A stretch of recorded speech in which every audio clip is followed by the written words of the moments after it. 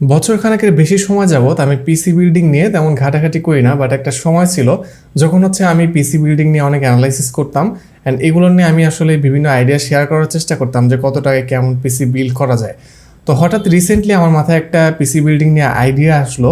অনেকেই আসলে আমাকে জিজ্ঞাসা করেন যে তাদের বাজেট একদমই কম, কিন্তু তারা চান না যে একদম একটা খারাপ পিসি নিতে, বা তারা এমন একটা পিসি চান যেটাতে তারা বেসিক লেভেলে গ্রাফিক ডিজাইনিং, বিশেষ করে যারা ফটোশপ শিখতে চান তারা অনেকে একটা প্রাইমারি লেভেলের একদম কম বাজেটের পিসি চান, যারা ফ্রিল্যান্সিং করেন, ডিজিটাল মার্কেটিংয়ের কাজ শিখবেন বা করছেন, তাদের জন্য একটা পিসি। তো আজকের এই ভিডিওতে আমি একদম এরকম একটা বাজেটে একটা পিসি বিল্ড দেখাবো। তো বলে নেই যে বাজারে আসলে 10,000-11,000 টাকা অনেক রেডিমেড অনেক পিসি পাওয়া যায়, বাট 90% দেখা যায় সেগুলো ট্রাস্টওয়ার্দি না, শুধুমাত্র কথা বলার জন্য বা মার্কেটিং করার জন্য মানুষকে ভুজুং বুঝিয়ে সেগুলো সেল করা হচ্ছে। বাট আমি আপনাদের এই বিলটা দেখাবো, আমি যতটা সম্ভব এখানে ভালো জিনিস দিয়ে বানানোর চেষ্টা করেছি। আর যেহেতু বাজেট একদমই কম, আমি এখানে কিন্তু কিছু সব ব্র্যান্ড নিউ প্রোডাক্ট ইউজ করা কখনোই পসিবল না, বাট আমি আপনাদেরকে একদম ডিটেলস ভিডিওতে বলে দিব যে কোনটা কি, কোনখান থেকে কিনতে পারেন বা কোন ধরনের প্রোডাক্ট এটা আমি একদম ডিটেলস বলে দেবো। সম্পূর্ণ ভিডিওটা আপনারা মনোযোগ দিয়ে দেখবেন, তাহলে আইডিয়াটা পেতে পারবেন। তো যারা চ্যানেলটি এখন সাবস্ক্রাইব করেনি তারা চ্যানেলটি সাবস্ক্রাইব করে দিতে পারেন, অথবা ফেসবুক পেজ থেকে দেখলে ফেসবুক পেজটিকে ফলো করে দিতে পারেন। তো প্রথমে আসি প্রসেসরে। এই বিল্ডে আমি প্রসেসর হিসেবে নিয়েছি ইন্টেলের কোর i5-এর 4th জেনারেশনের একটা প্রসেসর 4460। এটা 4 কোর 4 থ্রেডসের একটা প্রসেসর। এটা অনেক পুরনো প্রসেসর হলেও এটা যে একদম খারাপ তা না। অ্যান্ড যেহেতু এটা আজ থেকে প্রায় অনেক বছর আগেরই প্রসেসর, 2014 সালের প্রসেসর, এটা অফিসিয়ালি আপনারা কখনোই পাবেন না এখন। এইটা আপনি ব্র্যান্ডেও কিনতে পারবেন না, বাট এটা অনেকেই সেল করে। এখানে আমরা দেখতে পাচ্ছি এটার প্রাইস অ্যারাউন্ড 2500 টাকার আশেপাশে। এই প্রসেসরটা যখন আপনি নেবেন, আপনি 1 বছরের লোকাল সেলারের কাছ থেকে ওয়ারেন্টি পাবেন, মানে আপনার কাছে যে সেল করছে সে ওয়ারেন্টিটা দেবে, এটা কোনো অফিসিয়াল ওয়ারেন্টি না।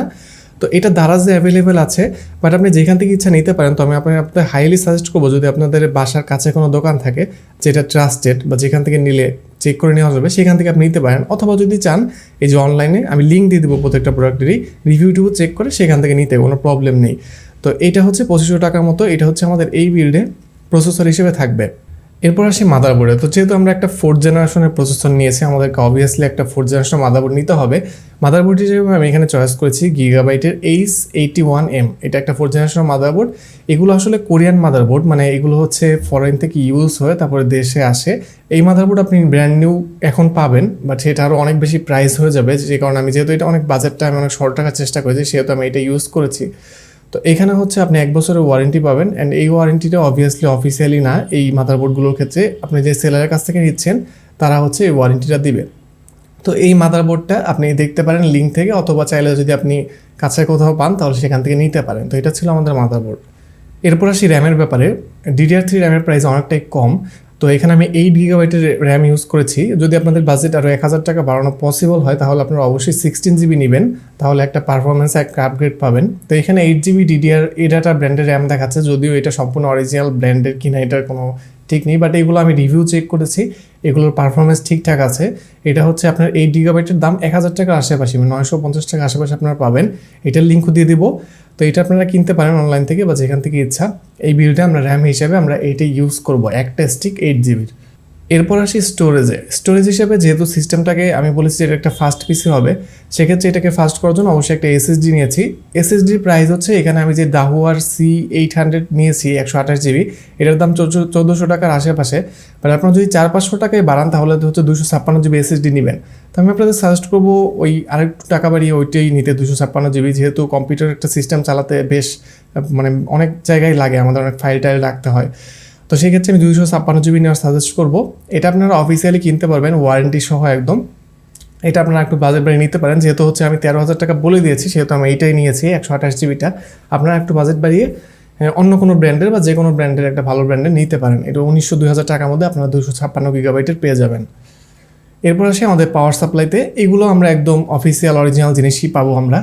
এই পাওয়ার সাপ্লাই নিয়েছি আমি 200 ওয়াট। 200 ওয়াট এই সিস্টেমের জন্য মোর দেন এনাফ, ভ্যালু টপের। এটা 1300 টাকার মতো প্রাইস। এটার সাথে 2 বছরের ওয়ারেন্টি থাকে। এটা আপনারা বিভিন্ন অনলাইনে বিভিন্ন জায়গা থেকে কিনতে পারেন, অথবা এটা আপনি ম্যাক্সিমাম কম্পিউটার শপে গেলে এটা আপনি পাবেন অ্যাভেলেবেল, সেখান থেকে আপনি সেখান থেকে এই পাওয়ার সাপ্লাইটা নিতে পারবেন। এটা 200 ওয়াটের পাওয়ার সাপ্লাই, এটা এই সিস্টেমের জন্য একদম পারফেক্ট আছে। এরপর যদি ক্যাসিংয়ে যাই, আসলে ক্যাসিং নিয়ে আমার তেমন মানে বিস্তারিত তেমন আইডিয়া নেই, বাট আমি এই বিল্ডের সাথে যেহেতু আমি প্রাইসটা আমার ঠিক রাখতে হবে, সেহেতু আমি ভ্যালোটপের ম্যানিয়া X5 ক্যাসিংটা নিয়েছি। আপনারা মার্কেটে যেয়ে নিজের পছন্দ মতো ক্যাসিং নিতে পারেন, আপনাদের বাজেটের মধ্যে অনেক ক্যাসিং অ্যাভেলেবেল আছে, যেটা ভালো হয় বা যেটা এয়ারফ্লো ভালো মনে হয় বা দেখতে অনেকের আসলে অনেক রকম প্রেফারেন্স থাকে ক্যাসিংয়ের ক্ষেত্রে, অনেকের আউটলুকটা ম্যাটার করে। আপনি যদি চান আরও 200-300 টাকা বাড়িয়ে আর একটু বেটার নেবেন তাহলে সেটাও নিতে পারেন, আপনি নিজেদের দেখে নিতে পারেন। এই বিল্ডের জন্য আমি এই ভ্যালোটপের ম্যানিয়া X5 এই ক্যাসিংটা নিয়েছি। তো প্রত্যেকটা প্রোডাক্টের প্রাইস যদি আমি একদম হিসাব করি যেভাবে দেওয়া আছে সেভাবে, তাহলে হচ্ছে 12,850 টাকা আসে। তো এইটা কিন্তু আপনাদের 13,000 টাকার মধ্যে এই বিলটা হয়ে গেলো। তো এখন অনেকে হয়তো ভাবতে পারেন যে আমরা যদি আরেকটু বাড়াতে পারি বাজেট, মানে 400, 500 বা 1,000 টাকা, তাহলে আমরা কি আপগ্রেড করব। তো প্রথমে বলি, আপনি যদি এখান থেকে 1,000 টাকা বাড়াতে পারেন তাহলে আমি আপনাদের হাইলি সাজেস্ট করবো আরও 8 গিগাবাইটের র্যাম নিতে। আমরা যেহেতু অলরেডি 8 গিগাবাইট নিয়েছি, আপনারা আরও 8 গিগাবাইট নিয়ে 16 গিগাবাইটের র্যাম নেবেন। অ্যান্ড যদি আপনাদের আর 400-500 টাকা শুধুমাত্র বাড়ানো পসিবল হয় তাহলে আপনার ওই এসএসডিটা নেবেন, মানে 256 জিবি। আমি হচ্ছে 128 জিবি ইউজ করেছি। তো এটাই হচ্ছে গেল টোটাল বিল। এই পিসিটা দিয়ে আপনারা, পিসিটা মোটামুটি ফাস্ট চলবে ভালোই। পিসিটা দিয়ে আপনারা হচ্ছে রেগুলার যে কাজগুলো করা হয়, পাওয়ার পয়েন্ট, প্রেজেন্টেশন, ওয়ার্ড, এগুলো একদম ফ্ললেসলি স্মুথলি চলতে পারবে। ফটোশপের একটু পুরনো ভার্সন ইউজ করতে পারবেন। গ্রাফিক ডিজাইনিং যারা শিখছেন বা ফটোশপের একদম হচ্ছে নতুন করে শুরু করবেন শেখা, তারা পুরনো ভার্সনগুলোতে শিখতে পারেন, বেসিক লেভেলে গ্রাফিক ডিজাইনিং করা যাবে। অ্যান্ড যারা হচ্ছে ডিজিটাল মার্কেটিংয়ে কাজ করেন, ওয়েব বেসড কাজ, মানে গুগল ক্রোম ব্রাউজিং রিলেটেড কাজ সাধারণত যেগুলো হয়, সেগুলোতে আসলে তেমন কোনো প্রবলেমই হবে না, এগুলো অনেক ফ্ললেসলি স্মুথলি হ্যান্ডেল করতে পারবে এই পিসিটা। তো এই পিসিটা কাদের জন্য আপনারা বুঝে গিয়েছেন, আমি প্রথমে এটা মেনশন করে দিয়েছিলাম। তো জাস্ট আপনাদের সাথে আইডিয়াটা শেয়ার করলাম পিসি বিল্ডিং নিয়ে। আপনারা কি এই ধরনের ভিডিও আরও দেখতে চান কিনা সেটা কমেন্ট বক্সে জানাতে পারেন। এই ভিডিওটা কেমন লাগলো সেটা জানিয়ে দেবেন, ভিডিওতে লাইক দিবেন, ভিডিওটা শেয়ার করবেন আপনার ফ্রেন্ডদের সাথে।